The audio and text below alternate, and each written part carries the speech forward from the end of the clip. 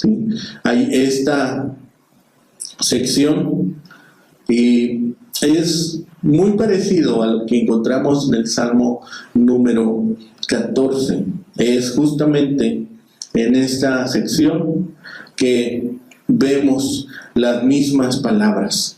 Pero después habla de la victoria de Dios. Versículo 5 dice: allí se sobresaltaron de pavor, donde no había miedo, porque Dios ha esparcido los huesos del que puso asedio contra ti. Los avergonzaste, porque Dios los desechó. En este versículo 5, las primeras 3 palabras son exactamente iguales a el Salmo 14, pero cambia en cuanto a donde dice donde no hubo nada que temer. Y este cambio altera el versículo. Las letras son bastante semejantes, pero el significado es diferente, ¿sí?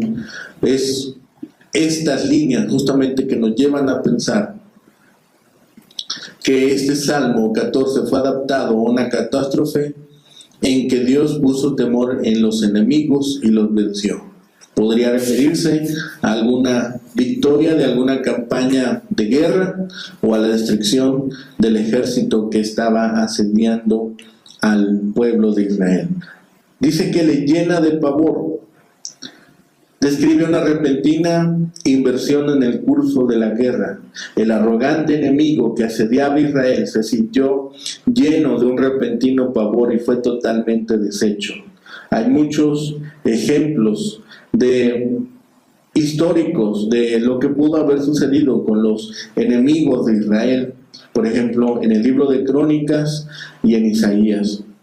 Dice incluso el Salmo que ha esparcido los huesos. Quizá no había nada más deshonroso para una nación en guerra que ver los huesos de sus soldados esparcidos por la tierra en lugar de ser sepultados. Y hay un clamor, como vemos en el versículo 6, por la restauración. Oh, si saliera de Sión la salvación de Israel, cuando Dios hiciere volver de la cautividad a su pueblo, se gozará Jacob y se alegrará Israel. Se vuelve a este texto que conocimos en el Salmo 14.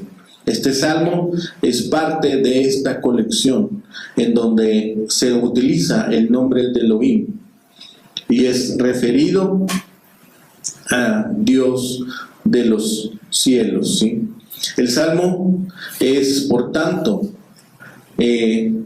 uno de los salmos que nos hablan de cómo es que Dios ejecuta justicia sobre aquellos que buscan asediar a su pueblo, aquellos que buscan exterminar al pueblo elegido, ¿sí? Cuando dice los avergonzaste porque Dios los desechó, es aquí donde Dios está con la generación de los justos. Del consejo del pobre se han burlado, pero Jehová es la esperanza. El lenguaje que usa el Salmo es mucho más concreto y específico y aluda pues al ataque, sí, de la ciudad, pero en nuestro contexto al ataque a los hombres justos, a los hombres que han puesto en Dios su confianza. El primer caso, la primera lectura que podemos hacer es aquellas ciudades que estaban asediadas durante la guerra. Fueron rechazados con pérdida de hombres para los atacantes. Y la aplicación para nuestros días es que Dios puede esparcir a los enemigos de aquellos que son sus hijos. Por eso vemos aquí la insensatez de aquellos hombres que han rechazado la guía de Jehová, la guía de Dios, la guía de este Dios que siempre provee de lo necesario, que tiene interés en el bienestar de su pueblo y está involucrado siempre en que lo puedan conseguir. Aquí el necio niega la existencia de Dios todopoderoso y soberano, que es lo que significa Elohim, que sostiene y que gobierna el universo. Dios puede ser negado en dos sentidos. Algunos niegan que el Creador tenga interés especial alguna en el hombre o por algún grupo de hombres, y otros repudian la posibilidad siquiera que exista un Dios. Por eso aquí el Salmo habla del necio.